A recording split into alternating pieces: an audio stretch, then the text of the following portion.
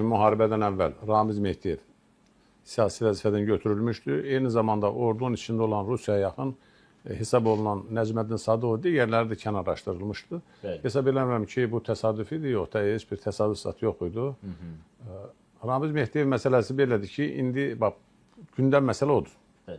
Ölkənin əsas gündəm məsələsi budur. Təbii. Və heç kəsə də elə gəlməsin ki, biz fürsət tapıb Ramiz Mehdiyev vururuq. Yox, Ramiz Mehdiyev barədə biz uzun illər 95-ci ildən bəri bizim konkret mövqeyimiz var. Dəfələrlə demişik, açıqlamışıq. Ramiz Mehdiyevin Azərbaycan siyasi həyatında tutduğu mənfi rolu, Ramiz Mehdiyevin ölkənin milli demokratik düşərgəsinə vurduğu zərbəni, ölkənin əsas dayaqlarına vurduğu zərbəni biz dəfələrlə demişik. Ona görə heç kəs fikirləşməsin ki, fürsət şu Ramiz Mehdiyev vuruq. Ramiz Mehdiyevin tərəfdarları var idi, ona ləbbeyh deyənlər var idi, oyun kitabını tərifləyənlər var idi, müxtəlif qurumlarda olan, deputat olan da var idi, dövlət qurumlarında, ondan sonra vəkillərin içində, ziyalı kəsimin içində olan adamlar vardı, jurnalistlərin içində, medianın içində tərifləyənlər filanlar var idi ki, indi bunlar daha sərt yazırlar, bizim onlarla işimiz yoxdur, özləri bilərlər. Su çanağı suda sınar deyirlər, amma indi doğrudan da bugünün əsas məsələsi Ramiz Mehdiyevdir. Nəzərə alaq ki, Ramiz Mehdiyev ittiham olunur, özü ki, ağır dövləti cinayətlərdə ittiham olunur. Bəli. Dövlətə xəyanətdir, hakimiyyətin zoru ələ keçirilməsidir, cinayət yolu ilə əldə edilmiş pul vəsaitinin legallaşdırılmasıdır, bu maddələrlə ittiham olunur. Bəli. Nəzərə alaq ki, bu həm də bir dövrün ittiham olunması deməkdir. Bir siyasi xəttin iflasa məruz qalması deməkdir. Bir siyasi xəttin illərlə Azərbaycanın içində oturub, Azərbaycanın bir müstəqil dövlət kimi, bir suveren dövlət kimi, bir milli dövlət kimi oturuşmasına mane olan siyasi xəttin ittiham olması deməkdir bu. Ona görə bu prizmadan yanaşmaq lazımdır. Ölkənin siyasi rəhbəri hesab edib, çox qətiyyətli qərar qəbul edib. Ona görə indiki halda bu verilişimizin sonraki dövrlərində bunları təhlil edəcəyik biz. Təbii. İndiki halda nəzərə alaq ki, Azərbaycan sərhədləri hələ də bağlıdır. Azərbaycan siyasi hakimiyyəti dəfələrlə bununla bağlı açıqlamalarını verir. Ölkə prezidenti təhlükəsizliklə bağlı olduğunu açıq dedi. Ötən il parlamentin açılışında da bu çıxışını yada salaq biz, həmin onda da qeyd elədi.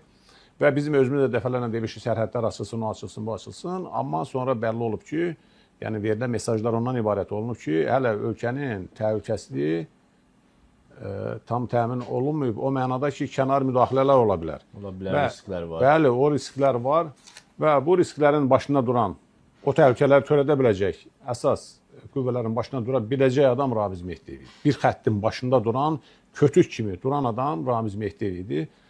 Ona görə o işdən çıxarılandan sonra, siyasi vəzifələrdən götürüləndən sonra xeyli müqavimət göstərdi. Baxmayaraq ki, ona böyük bir elm ocağının rəhbərliyi tapşırılmışdı. Yadınıza gəlir, oradan çıxıb siyasi bəyanatlar verdi. Elm ocağının başına göndərilmiş bir adam, əslində baxanda əlini qaldırmalıydı, sağ ol deməliydi. Bəli, təbii. Amma bu müqavimət göstərir. Bunun bu müqavimət göstərməsi bu təsadüfi deyil. Onun arxasında elə güc qüvvə olmasaydı elə tullana bilməzdi. Açıq meydan oxuyurdu. Yadınıza gəlir, bizi də hədələyirdi ki, deyirdi ki, məhkəmə ilə hədələyirdi. Bəli. Ölkənin bu siyasi partiya sədrlərini filan mənim də adımı çəkmişdi, başqalarının da adını çəkmişdi.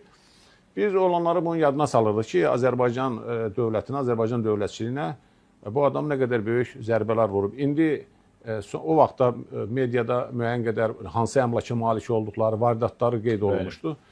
Yəni, açığı deyim ki, bu milliardə var ki, uzun illər, bütün ailə üzvlərini filan ətrafı ilə bağlı.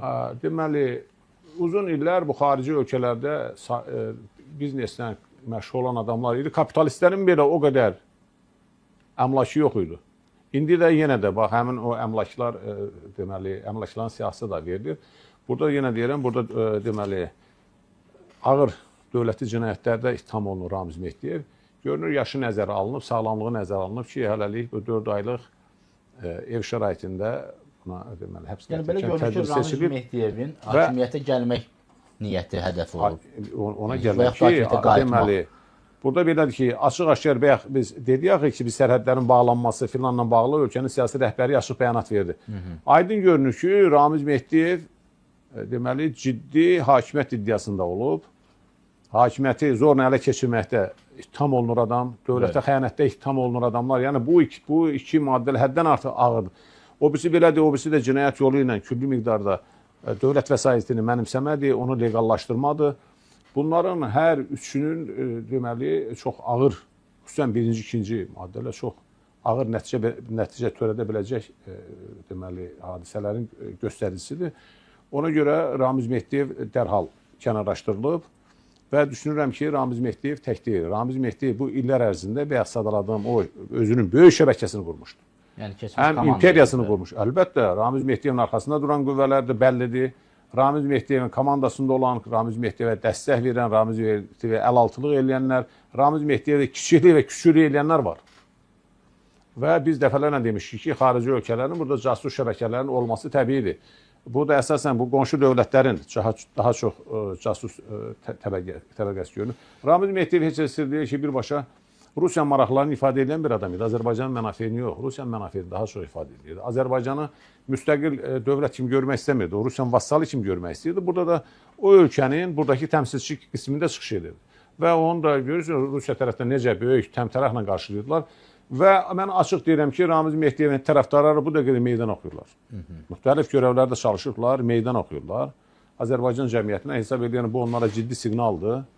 Və mən bundan sonraki mərhələdə əgər biz istəyirik ki, Azərbaycan müstəqil dövlət kimi inkişaf eləsin, suveren dövlət kimi inkişaf eləsin, heç kəsdən asılı olmasın, mütləq Ramiz Mehdiyev və onun tərəfdarları, onun ardıcıları, o şəbəkənin içində olan bunlar hamısı neytrallaşdırılmalıdır, yer gəldi, həbs olunmalıdır və bu ağır, bundan da deməli, ağır cinayətlərin törədilməsinə imkan vermək olmaz. Açıq-aşkar Dövlət Təhlükəsizlik Xidməti bu işləri aparır. Əgər əllərində bir material olmasaydı, informasiya olmasaydı, sübut olmasaydı, Ramiz Mehdiyev bu qədər orden medalla, bu qədər təmtəraqla yola salınmış bir adama belə cinayət maddələri bəli, bəs bir adamı ona götürüb həbs qəti imkan tədbiri verməzlər. Ona görə bu xəmirin hələ çox su aparacağı gözlənilir Emir bəy. Bir neçə müddət bundan əvvəlsilə burada biz deməli müzakirə edən vaxtı mən dedim ki, elə bil ki, bu qara maskallara ehtiyac var. Qara maskallar da bilsin ki, ölkənin varidatını talayan, dağıdan, indi olsun, bundan əvvəlki adamlar olsun. Onlar Ramiz Mehdiyevin aqibətindən misal çəksinlər. Biz müəyyən görevlərdə olan adamlar var da, mən millət vəkiliyəm, mən görürəm bu adamlar nə qədər işə səhlənkardır. Bunların bir qram millətə, dövlətə yazıqları gəlmir. Və bunlar da aşağıdan yuxarı, sağda, solda bunlar toparlaşıblar və onlara da bu dərsdir. Dövlətin malını, o kasıbın malını, millətin malını yiyən kim varsa, o hamısı deməli belə qaytarılmalıdır.